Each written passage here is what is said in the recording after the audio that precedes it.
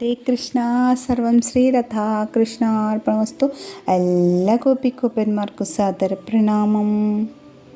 ഇന്ന് നമുക്ക് ഒറീസയിലെ പുരി ജഗന്നാഥിനെ കുറിച്ച് കേട്ടാലോ.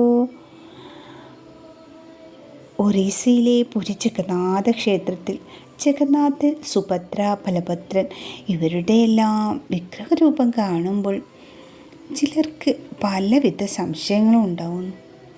നിങ്ങൾക്ക് ചിലർക്കില്ലേ ആ സംശയം? അതെ, എനിക്കും ഉണ്ടായിരുന്നു ആദ്യം. എന്തായിരിക്കും ഈ ജഗന്നാഥൻ്റെ രൂപം ഇങ്ങനെ വരാൻ കാരണം? ഇതിന് പിന്നിലെ ഒരു കഥയുണ്ടാവുമല്ലോ. വലിയ കണ്ണുകൾ, ചെറിയ കൈകൾ, ചെറിയ കാലുകളൊക്കെ ആയിട്ട് ഈ രൂപം ഒരു പ്രത്യേകതയാണല്ലേ. നമ്മളെവിടെയും കണ്ടിട്ടില്ലാത്തൊരു രൂപമാണ്. അതുകൊണ്ട് ആ കാരണം അറിയാൻ എല്ലാവർക്കും ഒരാകാംക്ഷയുണ്ടാവും. അധികം ആളുകൾക്കും അറിയാമല്ലേ. അതുപോലെ എനിക്കും അങ്ങനെ ഉണ്ടായിരുന്നു ഒരാകാംക്ഷ. അത് മാതാജിയിൽ നിന്നും ഞങ്ങൾ അറിഞ്ഞു ഭഗവാന്റെ എല്ലാ കഥകളും. ഈ ജഗന്നാഥ രൂപം ആർക്കാണ് ആദ്യം കാണാൻ സാധിച്ചത് എന്നറിയോ? നാരദ മുനിക്ക് തന്നെ. നാരദ മുനിക്കാണ് ആദ്യമായിട്ട് ഭഗവാനെ ഈ രൂപത്തിൽ കാണാൻ സാധിക്കുന്നത്. ദ്വാരകാധീശനായിട്ടുള്ള ഭഗവാൻ സദാസമയം അങ്ങോട്ട് വിലപിച്ചുകൊണ്ടിരിക്കുകയാണ്. ഏകാന്തമായിട്ടിരിക്കുന്ന സമയത്തും ഇപ്പോഴും ഭഗവാൻ അങ്ങനെ വിലപിച്ചുകൊണ്ടിരിക്കുകയാണ്. ഭഗവാന്റെ ദുഃഖത്തിൻ്റെ കാരണം എന്താണ് എന്ന് ആർക്കും തന്നെ മനസ്സിലാക്കാനും സാധിക്കുന്നില്ല. ഒരു ദിവസം രുക്മിണി ദേവി തന്നെ ഭഗവാനോട് ചോദിക്കുന്നുണ്ട്, അവിടുത്തെ സേവയിൽ ഞങ്ങൾ എന്തെങ്കിലും ന്യൂനത വരുത്തിയതായിട്ട് അറിവില്ലല്ലോ പ്രഭു. എന്തെങ്കിലും ന്യൂനത ഞങ്ങളുടെ ഭാഗത്തു നിന്ന് വരുത്തിയോ എന്ന് രുക്മിണി ദേവി ചോദിക്കുന്നു. സദാസമയം അങ്ങനെ ഭഗവാൻ ദുഃഖിച്ചിരിക്കുന്നു. രാത്രിയും ഉറങ്ങുന്ന സമയത്ത് പോലും ഭഗവാൻ വിലപിച്ചു കൊണ്ടിരിക്കുന്നു. ഇതിൻ്റെ കാരണം ആർക്കും മനസ്സിലാവുന്നില്ല. അപ്പോഴാണ് ഭഗവാന്റെ ഭക്തിമാരിൽ ആരോ ഒരാൾ പറയുന്നത്, ഒരു പക്ഷേ രോഹിണി ദേവിക്ക് ഇതിൻ്റെ കാരണം അറിയാമായിരിക്കുമെന്ന്. ഈ സമയത്ത് ഇടയ്ക്കിടയ്ക്ക് ഭഗവാനാണെങ്കിൽ രാധാ രാധ എന്ന് ഉച്ചരിക്കുന്നു. പിന്നീട് ചോദിക്കുന്നുമുണ്ട്, എന്തിനാണ് എന്നെ വൃന്ദാവനത്തിൽ നിന്നും പറഞ്ഞയച്ചത് എന്നും. അപ്പോഴാണ് ഭഗവാന്റെ ഭക്തിമാർക്ക് തോന്നി, വൃന്ദാവനവുമായി ബന്ധപ്പെട്ട എന്തോ ഒരു സംഭവമാണ് ഭഗവാനെ ഇങ്ങനെ ദുഃഖിപ്പിക്കാനുള്ള കാരണമെന്ന്. ഇനി ആ ദുഃഖം മാറാൻ, അല്ലെങ്കിൽ ഇതിൻ്റെ കാരണം അറിയാൻ എന്താണ് ഒരു പരിഹാരം എന്ന് ചിന്തിച്ചിരിക്കുമ്പോഴാണ് ആരോ ഒരാൾ പറയുന്നത്, രോഹിണി ദേവിയോട് ചോദിക്കാമെന്ന്. കൃഷ്ണ ഭഗവാന്റെ ദിവ്യമായ ലീലകൾ നടന്നത് വൃന്ദാവന ഭൂമിയിലാണല്ലോ. അതിൻ്റെ സ്മരണകളാണ് ഭഗവാനെ ഇങ്ങനെ ദുഃഖിപ്പിക്കുന്നത് എന്ന് തിരിച്ചറിയാൻ സാധിക്കാത്തതാണ്. പക്ഷേ ഈ ഒരു തിരിച്ചറിവുള്ള ഒരാളെ ഉള്ളൂ ദ്വാരകയിൽ. അത് രോഹിണി ദേവിയാണ്. ഇത് ഭഗവാന്റെ ഭക്തിമാർ മനസ്സിലാക്കി. അവർ ചെന്ന് രോഹിണി ദേവിയുടെ അടുത്ത് ചെന്നിട്ട് പറയും, ഞങ്ങളുടെ ഭർത്താവിൻ്റെ ശ്രീകൃഷ്ണ ഭഗവാന്റെ ലീലകൾ കേൾക്കാൻ വളരെയധികം താല്പര്യമുണ്ട് ഞങ്ങൾക്ക്. ആ കഥകളൊന്ന് ഞങ്ങൾക്ക് പറഞ്ഞു തരൂ എന്ന് രോഹിണി ദേവിയോട് പറയുകയാണ്. അപ്പോൾ രോഹിണി ദേവി പറയാണ്, ഞാൻ ആ കഥ പറയാൻ തയ്യാറാണ്. അങ്ങനെ ഞാൻ ആ കഥ പറയുന്നുണ്ടെങ്കിൽ അത് സുഭദ്രയോ ബലരാമനോ കൃഷ്ണനോ ഇവർ 3 പേരും കേൾക്കാൻ പാടില്ല. കാരണം സുഭദ്രയ്ക്ക് ചഞ്ചലമായിട്ടുള്ള ഒരു സ്വഭാവമുണ്ട്. എന്തെങ്കിലും കേട്ടുകഴിഞ്ഞാൽ പെട്ടെന്ന് അങ്ങോട്ട് ഇമോഷനാവും. വളരെയധികം അങ്ങോട്ട് വിഷമിച്ചിട്ട് ആ കഥയ്ക്ക് ഒരു വിചലനം സംഭവിക്കും. കാരണം ആ കഥ കേൾക്കാൻ ശ്രദ്ധ കേന്ദ്രീകരിക്കാൻ അത് സാധിക്കുന്നില്ല. അതുകൊണ്ടാണ് സുഭദ്ര കേൾക്കരുത് എന്ന് പറയുന്നത്. അതുപോലെ ബലരാമനാകട്ടെ പിന്നെ ഇടയ്ക്കിടയ്ക്ക് പൊട്ടിച്ചിരിക്കും, പൊട്ടിക്കരയും, ബഹളം കൂട്ടും. ഭഗവാന്റെ കാര്യമാണെങ്കിൽ പിന്നെ പറയേണ്ടതില്ലല്ലോ. വൃന്ദാവനം എന്ന് പറഞ്ഞു കഴിഞ്ഞാൽ ആ ആ മനസ്സങ്ങോട്ട് ഇല്ലാണ്ടാവുകയാണ്. അതുകൊണ്ട് കേൾക്കുമ്പോൾ തന്നെ ഭഗവാൻ അങ്ങോട്ട് ഇല്ലാണ്ടാവും. അതുകൊണ്ട് ഇവർ 3 പേരും കേൾക്കരുത് എന്നാണ് രോഹിണി ദേവി പറയുന്നത്. അപ്പോൾ ഇനി എന്തു ചെയ്യും? അവർ അങ്ങനെ ചിന്തിച്ചു. അവിടെ വലിയൊരു ഹാൾ, ആ ഹാളിൽ അവിടെ നടുക്കിരുന്നിട്ട് രോഹിണി ദേവി കഥ പറയാനിരിക്കുകയാണ്. അവിടെ കൃഷ്ണഭക്തിമാരിയ്ക്കുന്നു, ബാക്കി മറ്റു ദേവകി, വസുദേവർ, അങ്ങനെ എല്ലാവരും അവിടെ വളരെ ആനന്ദത്തോടെ ഇരിക്കുകയാണ് ആ കഥ കേൾക്കാൻ. ഭഗവാന്റെ ആ കഥകൾ കേൾക്കാൻ അവിടെ ഇരിക്കുകയാണ്. അപ്പോഴാണ് സുഭദ്ര ആ വഴിക്ക് വന്നത്.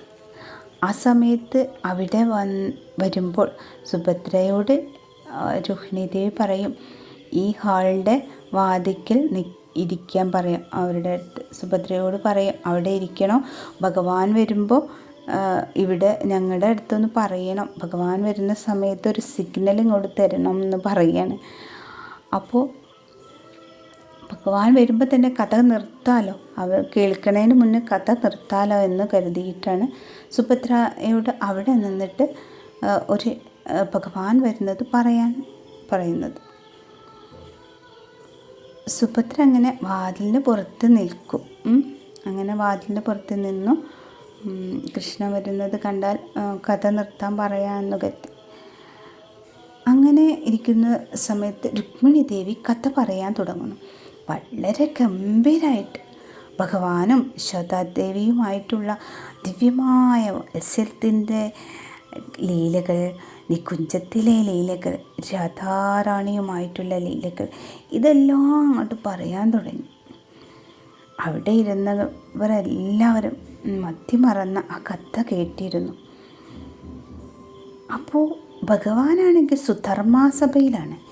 രോഹിണി ദേവി കഥകൾ അങ്ങനെ പറയുന്ന സമയത്ത് ഈ കഥ കേൾക്കാൻ സുഭദ്രയും കേൾക്കുന്നു. ഭഗവാന്റെ ഈ കഥകളിങ്ങനെ സുഭദ്രയും അങ്ങനെ കേട്ടിരിക്കുകയാണ്.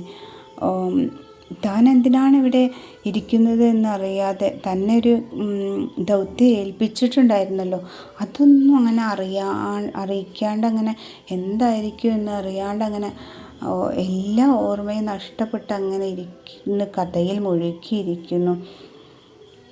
ആ സമയത്ത് സുഭദ്രയ്ക്ക് വല്ലാത്തൊരു ഭാവവ്യത്യാസം വരികയാണ്. മനസ്സിനങ്ങനെ വല്ലാതെ വ്യത്യാസം വന്നു. മനസ്സിനും ശരീരത്തിനൊക്കെ ഓരോ വ്യത്യാസം അങ്ങനെ വരികയാണ് ആ കഥ കേൾക്കുമ്പോൾ. അപ്പോൾ ഭഗവാനാണെങ്കിൽ ഭഗവാന്റെ കഥ ഇങ്ങനെ കേൾക്കുന്നു. ഭഗവാൻ സുധർമാസഭയിലിരിക്കുന്ന സമയത്ത് ഭഗവാൻ ഇങ്ങനെ കഥ കേൾക്കുകയാണ്. ഭഗവാന്റെ കഥ എവിടെ കേട്ടാലും ഭഗവാൻ അങ്ങോട്ട് ഓടി വരും നമ്മുടെ അടുത്തേക്ക്. നമ്മൾ കഥ പറയുകയാണോ നാമം ജപിക്കുകയാണോ എന്ത് ചെയ്താലും ഭഗവാൻ അങ്ങനെ അങ്ങോട്ട് ഇരിക്കില്ല. അവിടെ അത് കേൾക്കുമ്പോൾ അങ്ങോട്ട് ഓടി വരും നമ്മുടെ അടുത്തേക്ക്. അങ്ങനെ സുധർമാസഭയിലിരിക്കുന്ന ഭഗവാൻ ഈ കഥ കേട്ടപ്പോൾ അവിടെ ഇരിപ്പുറയ്ക്കുന്നില്ല. ഭഗവാൻ അവിടെ നിന്ന് ഇങ്ങോട്ട് ഓടി വരികയാണ് ഈ കഥ കേൾക്കുന്ന സ്ഥലത്തേക്ക്.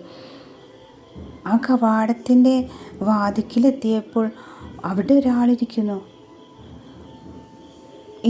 ആ രൂപം കണ്ടിട്ട് ഭഗവാനൊന്നും മനസ്സിലായില്ല.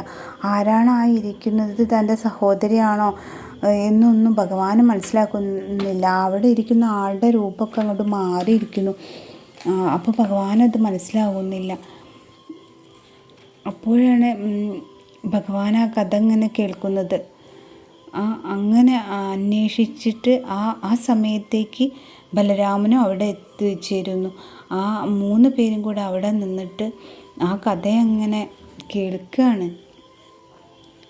ഭഗവാൻ രാധാറാണിയുടെ വിരഹത്തിലിരിക്കുന്ന ആ ഭാഗമൊക്കെ എത്തി. അങ്ങനെ ആ കഥ അങ്ങോട്ട് കേൾക്കുമ്പോഴത്തേന് ഭഗവാൻ അങ്ങോട്ട് ആകെ അങ്ങോട്ട് ഉരുക്കുകയാണ്.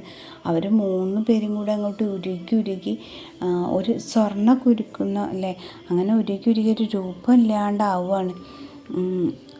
അത് 3 പേരും പരസ്പരം ഒന്നും അറിയുന്നില്ല. അങ്ങനെ അങ്ങോട്ട് ഒരു വൈകല്യം വരികയാണ്. ആ രൂപത്തിനൊരു വൈകല്യ രൂപം അങ്ങനെ സംഭവിക്കുകയാണ്. അങ്ങനെ കൈകളൊക്കെ കണ്ട് ഉള്ളിലേക്ക് വലിഞ്ഞു, കാലുകൾ വലിഞ്ഞു, അങ്ങനെ കണ്ണൊക്കെ വലിയ കണ്ണുകളായിട്ട് മാറുന്നു. ആ സമയത്ത് പിന്നെ ഭഗവാനെ ഒന്നും അറിയുന്നില്ല. ഒരു വല്ലാണ്ട് അങ്ങോട്ട് മാറിപ്പോയി. ആ രൂപത്തിന് തന്നെ വല്ലാത്ത മാറ്റം. അപ്പം ദേവന്മാർ ഇത് കാണുന്നു, ഈ കാഴ്ച കാണുകയാണ്.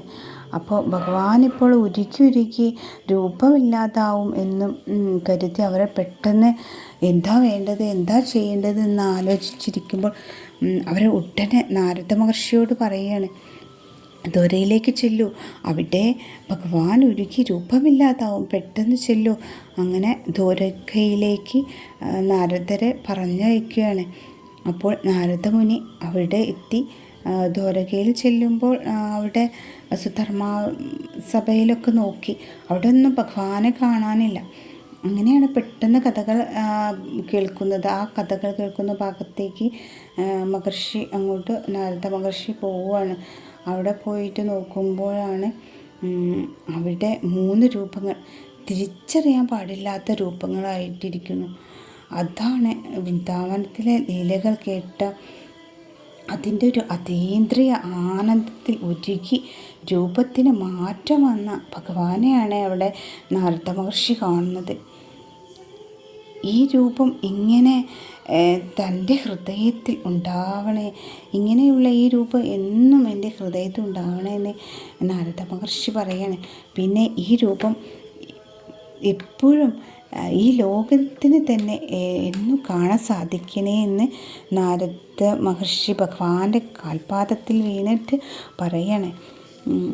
ഈ ഭാഗ്യം എല്ലാവർക്കും, ഈ ലോകർക്ക് എല്ലാവർക്കും ഉണ്ടാവട്ടെ എന്ന് പറയുന്നു. അങ്ങനെ ആ കാൽക്കൽ വീണിട്ട് നമസ്കരിക്കുകയാണ്. ജഗന്നാഥൻ്റെയും സുഭദ്രയുടെയും ബലരാമൻ്റെയും രൂപം ദാരുവിഗ്രഹമായിട്ട് ആണ് അവിടെ കാണാൻ സാധിക്കുന്നത്. ജഗന്നാഥൻ എന്തേ ഇങ്ങനെയെന്ന് ചോദിച്ചാൽ അതീന്ദ്രിയമായ ആനന്ദത്തിൽ തൻ്റെ ശരീരത്തിൻ്റെ ഭാഗങ്ങൾക്ക് തന്നെ വ്യത്യാസം വന്ന്, ആ രൂപത്തിന് തന്നെ അങ്ങോട്ട് വ്യത്യാസം വന്ന് എല്ലാം കൂടെ ഒരു വികലമായി ഏത് ലഹരി ആണോ ഭഗവാൻ, അതാണ് ആ വൃന്ദാവന ജഗന്നാഥൻ്റെ അങ്ങനെയാണ് ജഗന്നാഥന് ഈ രൂപം മാറ്റം വന്നതിനുള്ള ഐതിഹ്യം. എല്ലാവർക്കും ഇഷ്ടമായോ? ഇഷ്ടമായ ലൈക്ക് ചെയ്യൂ, സബ്സ്ക്രൈബ് ചെയ്യൂ. ഹരേ കൃഷ്ണ. സർവം ശ്രീ രാധാ കൃഷ്ണാർപ്പണമസ്തു.